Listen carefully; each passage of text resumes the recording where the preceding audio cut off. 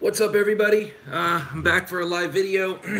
I'm back to talk a little bit about how grateful I am to everybody who's been subscribing, who's been hanging with me for the last 6 months. I started this review channel December 14th, 2017. The date is now June 14th, 2018, and that marks the 6th month anniversary of me starting this channel. For me to have a channel and be at 1,384 subscribers is beyond anything that I ever expected. So I really want to thank you guys. I also want to do a little bit of updating, give you some updating on the Penn BBS situation. So what happened was a couple of weeks ago, I was feeling a little spontaneous, and what I decided to do was just stay up all night, as I often tend to do, and find a way to acquire a stock load of Penn BBS pens, because I heard over the internet a lot of people saying, "Oh, I want to, get a Penn BBS pen, but I don't want to get it from eBay. I don't trust eBay." So I ended up getting in touch with one of these guys who distribute them in China. His name is Bobby, very authentic Chinese guy. Whose name is Bobby. Cool guy. Very nice young man. What's up, Michelle Rain? It's good to see you. I like your blog, and I got your email. It's a fantastic review. I spoke to him at length, and I ended up acquiring about 100 pieces.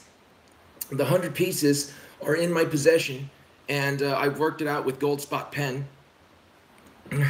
I worked it out with Goldspot pens, and they are taking them off my hands. Now, the whole point of them taking it off my hands wasn't to benefit them.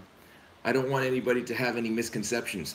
I had spoken to Tom Otto he's the marketing director at Goldspot, for maybe about 30 minutes, like that day that I decided to do it. And we just spoke in passing, and what he said was, "Oh yeah, Penn BBS is really cool." He's like, he has one, and he's like, the quality is amazing, and I'm surprised about it, and blah, blah, blah. And I was like, yeah, wouldn't it be cool if people could buy them from a retailer instead of on eBay, so that way they feel more secure and more confident in their purchase? He's like, yeah. But the whole problem is, we have to work out logistics. What's up, Barry? We have to work out logistics and work out numbers so that it's not a negative. It's not, so that way it's viable. So I had that planted in my head, and then what I decided to do was this whole thing. I ended up buying 100 of them out of my own pocket, which was probably a dumb idea, but I had everybody else's best interest in mind. So then what happened was, that morning I emailed Tom. I'm like, "Hey, guess what I did? I bought 100 pieces. I shelled out all the cash. Let's take care of this. Let's do this." So the heads at Goldspot Pens are like, "That's some change." I don't know what you're talking about. I'm still the same person. So the people at Goldspot Pens, they were like, "He's impulsive, he's out of his mind, but we can't just let him sit on these pens." So what they taking coins spent for talking coins spent for pens. Yeah, it was a good hunk of change. So what they did is they took them off my hand, even though they were already in the process of acquiring a boatload of Penn BBS pens, but they're just doing it slowly and intellectually, as a business should do, which I'm not a business person. I know nothing about selling anything. I couldn't sell toilet paper to a lactose intolerant person who just raided Baskin Robbins. So they're actually, they're taking it off my hands. Is costing them probably way more than it should, but they're doing it just to help me out. And they do like the idea of being able to provide these pens, and they are awesome pens to customers who want to buy it. Not a pen impulse purchase. No, that never happens. What's up, Holly? How you doing? I recognize that name. Where do I recognize it from? So that's the situation. So these are it right here. Alrighty, that's it right here. 100 pens inside a big chewy box that I get litter box delivered into. Don't worry, the litter box is brand new and they were all sealed. So, oh, that's heavy. So you're not gonna be getting like litter box pens or anything like that, but they're gonna be. Yes, I did. I got them already, as I was saying. And they're going to make their way to Goldspot Pens as of tomorrow. Today I just finished editing a video on the Diplomat Arrow fountain pen. This thing, yes, it looks like a carrot. Totally not a carrot. This is an aluminum, anodized aluminum fountain pen. This sucker writes. I really love this pen. Goldspot hooked me up with it for review to borrow in assorted colors. I'm all about the purple. Well, I will have you know, somewhere in that box there is a purple pen in there. There's a lot of other colors too. There's a lot of demonstrators. There's a lot of, there's one, I had some names in mind, but the good people at Goldspot Pens, I don't think they're gonna go for it. There's a clear acrylic blue, and that clear acrylic blue, I'm going to call it, I was thinking about calling it toilet water blue, because you know how you put that thing in the toilet and then you flush the toilet water and then it turns blue? I thought that was a great name. I don't think they're gonna go for it. Then we have a blue acrylic pen that's flaked, and that one just looks psychedelic, so I wanted to call it dimethyltryptamine blue flake. I'm pretty sure they're not gonna go for that one either. Royal blue flush. Oh, I like that. I gotta write that down somewhere. I don't have any paper. Oh well. But you know, it was a fun ordeal. After waking up from staying up for over 30 hours and realizing exactly what it is that I've done, I said to myself, what the hell was I thinking? So, but it all resolved in the end. Probably not going to be impulsive like that for the foreseeable future, for at least the next 15-20 minutes. I do buy my personal Pen BBS pens from Bobby, and he's got a very clever online store name on eBay. It's kind of tricky. It's office _ supplies _ pen. Very good kid. I communicate with him. Hold on a second. What? No papers? You have a hand. Wait. You like extra fine nibs. Don't tattoo yourself.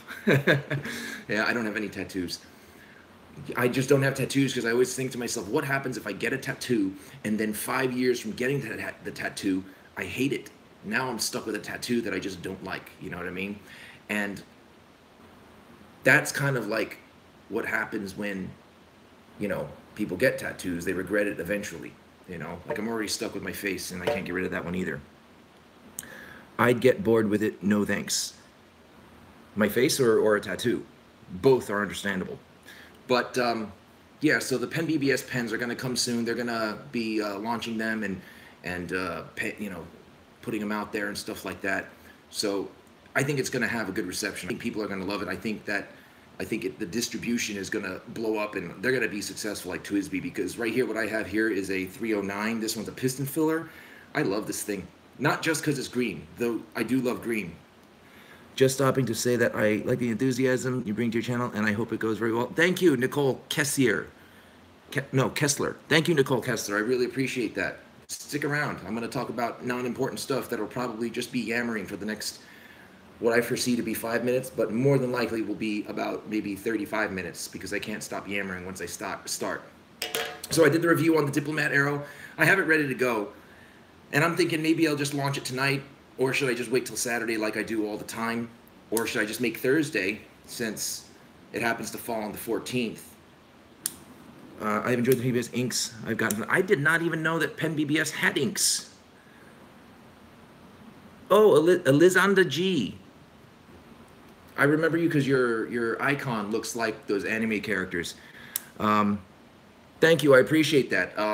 Every time I do a video, I try to think of things to make it somewhat cooler. Their inks are good, really. I didn't know that. I should look into getting some. Thank you. Oh, hey, I know you. I can't read your name, but yeah, I know you. We've communicated here and there. How's everything? Shariar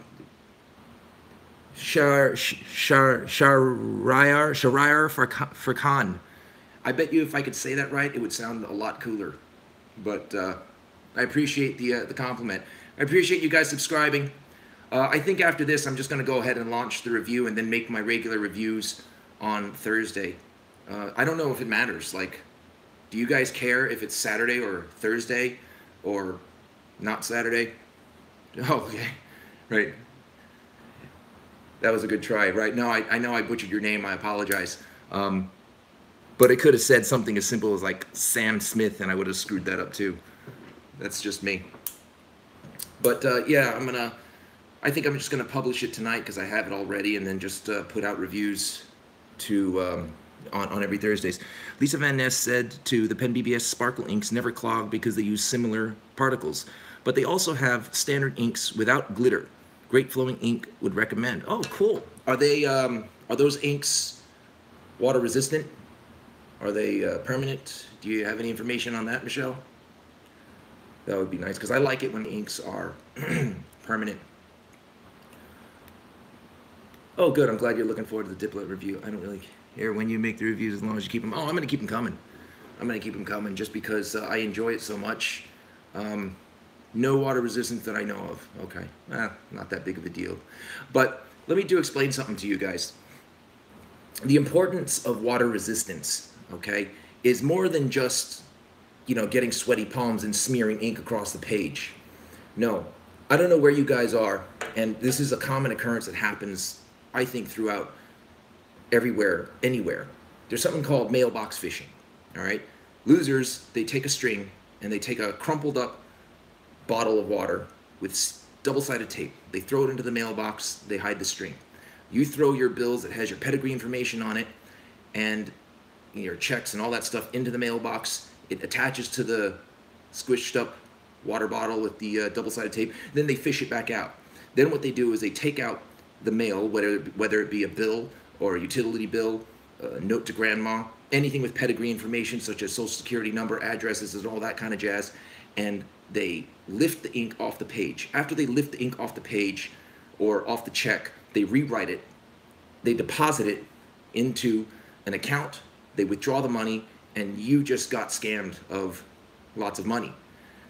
To me, that's not worth not using permanent inks or inks that are water resistant.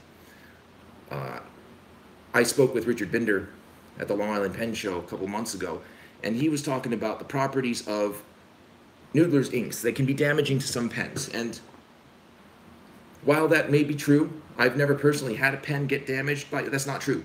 I've had a pen be stained by a permanent ink. However, what I did notice was that with permanent inks, and you write a check, you'll never know if you were the victim of mailbox phishing. The worst that would happen was whoever it is that you sent that check to would never have gotten the check, and you have to write another one, or wire them money, or do something to pay whatever bill it was that you were supposed to pay. But that is a far better outcome than having $2 grand, $6 grand, $200, $10,000 taken out of your account from a check that you got your ink lifted off. Yeah, and always use permanent inks for some things.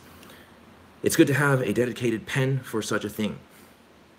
Yeah, so my dedicated pen is every pen that I have because I really only use permanent inks because I'm paranoid. Now, although I'm small and I'm nobody, and nobody probably cares about me, I'm always worried about becoming a victim of identity theft or some kind of grand larceny or something of the sort. I said sort. Good, I don't even know what I'm saying now.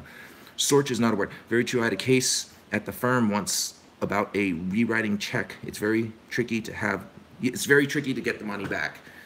You know, you got to get all these reports and you got to have proof and all that stuff. So me personally, I always use permanent inks. If you pay bills online, you know, then there's always something you know, that you can, there's always scumbags out there that's going to try to steal something from you. Do you recommend the M120 Iconic Blue? I love that flex nib. Okay. Do I recommend the M120 Iconic Blue? Did I enjoy the pen? I absolutely did enjoy the pen. I thought it was a really cool pen. It is light. It is so light, it'll get you high. That's how light it is. It's like the whole thing is made of a helium balloon, but it's pretty sturdy. The nib does have flex to it for a steel nib flex. Now that pen is $180 something by virtue of it being called Iconic and Blue in the same sentence, and they limit it. That same nib can be found in M200s as well. That cost $30-40 less. Do you like the shape? You have to ask yourself. If you like the shape of that blimp style pen and you like blue, and you only like blue, then sure, I would say definitely get it. Thanks, Steve. But if you're not crazy about if you're not crazy about the shape or the heritage or the weight, then perhaps maybe it's not for you. But if you do like the shape, then I would say go for it. Now, I noticed that you said that the Iconic Blue flexes, it doesn't flex. Flex is a term that people use very freely. When I say flex, what I think of flex is a pen that flexes. For example, if you've seen my review videos on the Linda Kennedy Vintage Flex Style Modern 14 karat gold nib, that's a flex nib. If you look at a pen like, and that's pretty much all I can say. I have that old Conklin Crescent Filler, that's a flex nib. Things like the Pilot Falcon or the Custom 912 with the FA nib, those are not flex nibs. They're not designed to be flex nibs. Feeds don't substantiate the amount of ink needed to be a flex nib because the relationship between the, I wouldn't even say that the M120 is soft. I think it just has more bounce and more give than most stainless steel nibs. And they're not any different from the M200, what do you call it, quartz nib. And the Jowo Flex is not a true flex. No, it's not even a semi-flex nib. I would consider that nib more of a bounce nib because it has more bounce and more spring to it because of those scallops cut out. It doesn't flex. It gives you maybe 10% more line width if you were to press it, but you can get that much line variation in pretty much anything. It does have a cool bounce and spring to it. It has a good shock absorber, and I like that about it. And that's the only reason I like it over a standard gold nib, but it's not a flex. So like the Edison Flex nibs, they're called flex because I guess that's how Jowo brands them. So, you know, all the brands that use it, run with it, and you can identify them because they all look the same. No, it's not even close to flex. But going back to your question, the M120 Iconic Blue does not flex. It's not designed, advertised, or marketed as a flex. Masuyama and Jim. Wow, you had two dudes going at it. You had like a threesome with that nib. Have you seen the new Coloro designs? Those look nice, but I'm paranoid about the cleaning issue with the spung. What's a spung? Is that canister thing that I talked about in my review? Because if you're worried about that, I'll tell you what. After I did that review, without even having reached out to Opus 88, they actually reached out to me first, telling me that they saw the review. They thanked me for the review, even though I kind of tore them apart, and their pen literally. And they just offered to send me another one. And then a couple of weeks later, maybe a month later, I got replacements. I ended up giving those out. I just mailed them today. If you guys are watching, I mailed it to you guys today at the post office in person because I couldn't figure out how to mail something international on the computer because I'm too dumb. So yeah, I wouldn't worry about it because they're good writers. My problem with eyedroppers, and I don't like eyedroppers too much, is I don't have the discipline to stick with one ink long enough to finish an entire fill on an eyedropper. And I always end up just switching out inks, you know. But that's just me, you know. I prefer, for example, the Pen BBS 349. It looks more like an Edison Nouveau type pen. It doesn't have a finial. The cap is one piece versus the 308, and the 308 has a finial and a screwed-on cap. Maybe I can grab one right now and show it to you. This is one, and it looks like my purple Sailor demos, but I hesitate. All right, this is the absolute clear one. This one is so. Let me just show this to you. This is the Pen BBS 308/266. They have different names, and I don't know what the names mean. But if you look at this one is designed to be a cartridge converter, and at the same time, it's designed to be eye-dropped. If you look very carefully, I don't know if I can get it to focus. Do you see at the end, there's that O-ring? Solves the ink ADD problem? What does that mean? Oh, I see. Runs out of ink. Gotcha. Well, this one immediately is eye-droppable, convertible the moment you screw it in because of that O-ring, so you don't have to worry about leaking. It also has a cartridge converter. I think that's a pretty cool thing. This one is really clear, so I think that's cool. I initially ordered 100 pieces, and I was going to send them all off to Gold Spot, but I ended up keeping 3 of them to myself because they're green. They're pretty cool. They come in these boxes. Check out this box. It has a magnetic flip top. It has red underneath. You can see the magnets, and it has cushioning inside. Check this out. If you get a new Bexley pen, the new Bexley pens are in the exact same box, except this part that's red is actually gray.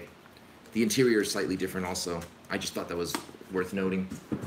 But I also got these going over to Gold Spot. These are the aluminum ones. This doesn't make much of a difference to me because I don't use anything but fountain pens. This comes with a replacement roller ball conversion thing, which is, I think, really cool. The packaging is nice. It's kind of like a TWSBI ripoff, but you know what? You give China 22 seconds, they can rip anything off. They're really good at that, and that's not said in a mean way. I mean, I just think it's really cool. This is the toilet water blue that I was talking about. Oh, by the way, yeah, this is what I'm talking about. The finial is a separate piece. Your Bexley didn't have a fancy, it might have been an old Bexley, probably. And then I want to show you the psychedelic blue one that I think is so cool that I wanted to call it dimethyltryptamine blue. That's this one right here.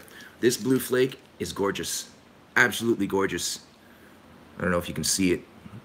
You know, our technology sucks. For everything that we have, can't. I wish there was some kind of like video thing where, like, as you're watching, I can just hit 3D rendering and then it'll just pop up in front of you in like a 3D image.